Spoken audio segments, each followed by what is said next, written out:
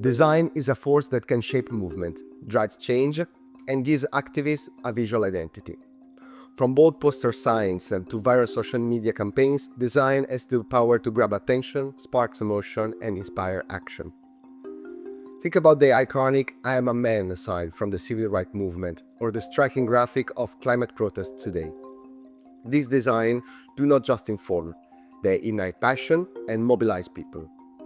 Design is more than aesthetic, it's a tool for communication, a way to distill complex ideas into visuals that resonate with people instantly.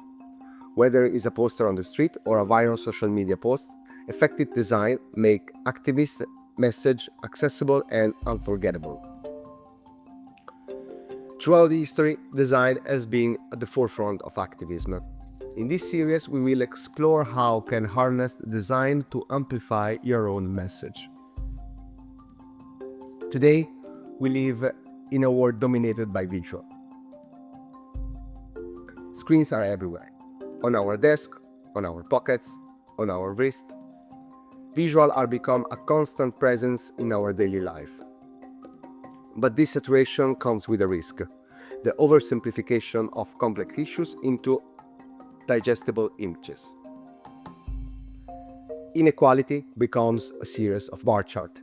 War is reduced to series of satellite images or neat infographics, and migrants are just represented as arrows flowing on a map.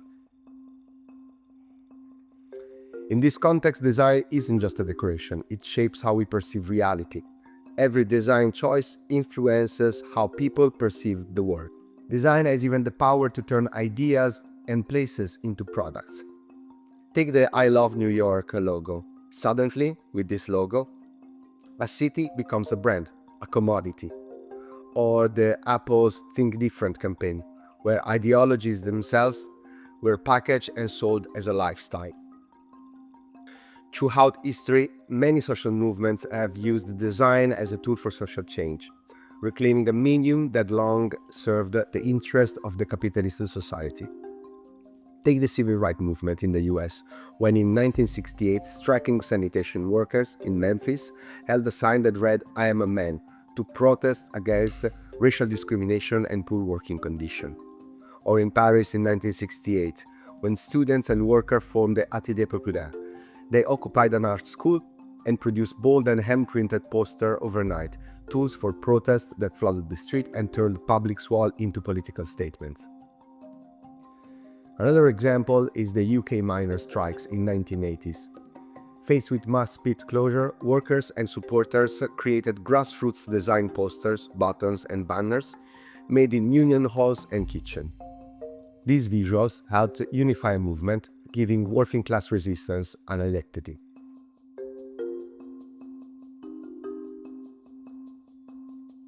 In a world overwhelmed by information, design becomes more than just aesthetics. It becomes a compass. It helps us orient ourselves, cut through the noise, and connect with what truly matters. Design sits at the core of a larger process, one that involves not just visuals, but storytelling and strategy. When these elements work together, they give your message clarity, depth, and impact. Before creating visual, it's essential to ask, what story are we trying to tell? Every communication project lives within a narrative framework. Defining these frameworks helps align your design choices with a clear message and emotional resonance. Let's take a look at the Occupy Wall Street campaign by Adbusters, for example. Its message was simple, direct, and bold. How do we challenge the broken economic system? By making people visible and occupying the space where financial misconduct happens. The campaign posters feature a ballerina on top of the Wall Street charging board, juxtaposing grace and vulnerability against a symbol of aggressive capitalism. In the background, a group of protesters approached in the smoke the square. It was poetic, provocative, and unforgettable. In order to create a narrative framework for your project, a useful method is to break down your message in 3 parts. The context, what is the broader situation, a problem, What specific issues are you trying to addressing? And solution/action. What action or change are you proposing? Here an example on how the narrative framework was used in the communication strategy for a petition campaign. In this case, a group of podcasters called on Apple Podcast to create a dedicated climate category on their platform. You can clearly see how the messaging follows the structure. The first sentence sets the structure, the second defines the problem, and the third calls for an action. This simple structure helps make your message clear, emotionally compelling, and easy to act on. It also serves you as a guideline when designing your material.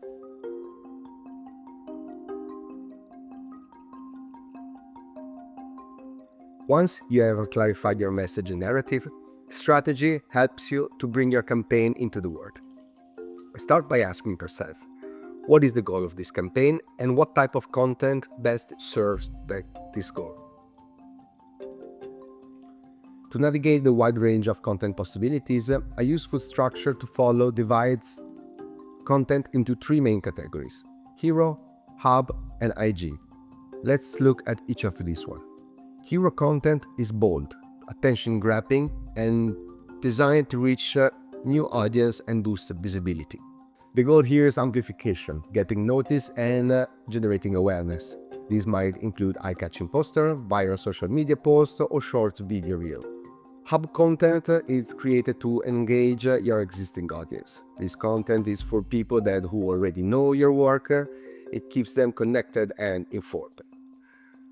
For example, this can include landing page, newsletters, or short-form article that offers update and context on a specific issue. IG content dives deeper. It provides in-depth insight and long-form information that serves your community over time. These might include longer videos, thematic newsletter, reports, or podcasts. These material help educate and build trust by offering real value. To better understand how this type of content can work together, let's look at the project with bare hands, which I created in collaboration with the NGO Shipbreaking Platform.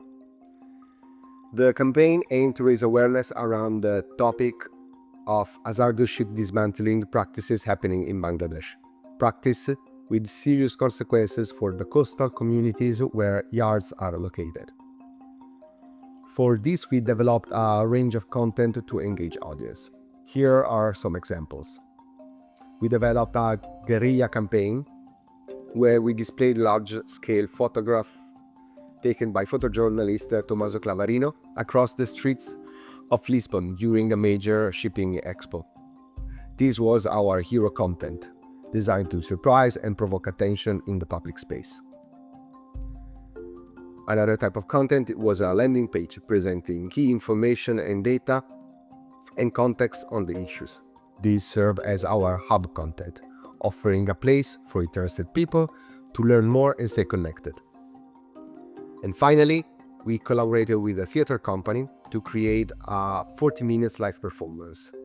It combined story from the field with visuals and data, and was presented at festivals and venues across Europe. This was our hygiene content, a deep and immersive experience meant to inform and emotionally engage. By planning our content across these three levels, you can build a campaign that not only grabs attention, but also sustain interest, build community, and drive action.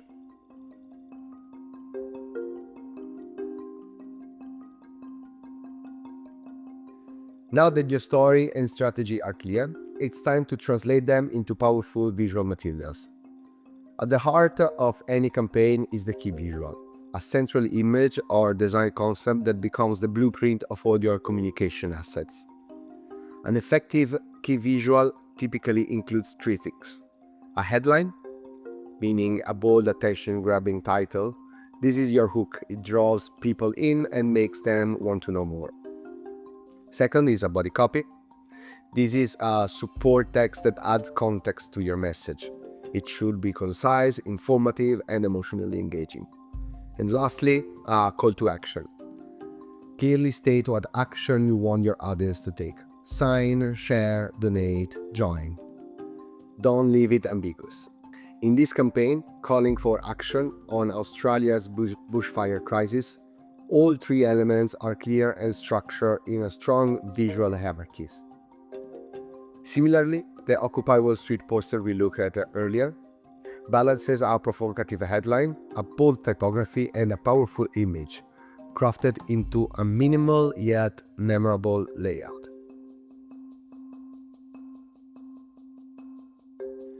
Additional design principles we should consider are the use of powerful images.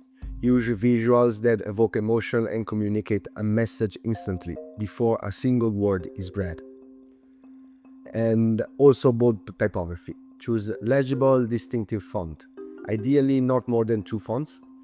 In great design, typography alone can often carry the weight of the whole message. Lastly, let's have a look at few accessible tools to help you bring your design idea to life. Canva is a design tool that can help you design your material. With templates, icon, and drag and drop feature, perfect for beginners. ChatGPT, or AI in general, can help you with brainstorm campaign concept, generate headlines, draft body text, refine your message strategy, and come out with a content strategy idea. On Unsplash, you can find free, high-quality, royalty-free images to support your message and elevate your visuals. Lastly, Google Fonts is a broad library for free professional fonts to help maintain consistency and accessibility to your design.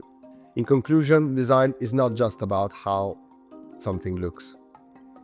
It is how it works, how it feels, and how it moves people to action. You now have the tools, the principles, and the mindset to create visual that can have a concrete impact. Thank you for joining, and see you soon.